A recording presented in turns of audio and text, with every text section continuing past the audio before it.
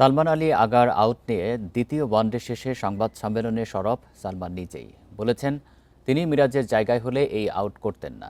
এদিকে বাংলাদেশের spin coach Mushtaq Ahmed এই আউটে মিরাজের কোনো ভুল দেখছেন না। মিরাজ ভেবেছে তাকে রান আউট করবে। সে নিশ্চিত ছিল না সালমান কি করছে। সত্যি বলতে আমার মনে হয় না মিরাজ কোনো ভুল করেছে।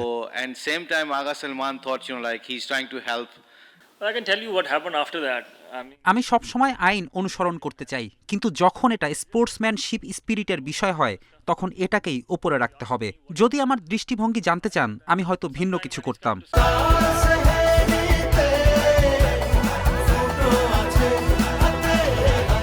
স্পোর্টসম্যান স্পিরিটকেই বেছে নিতাম। I think sportsman spirit has to be up there.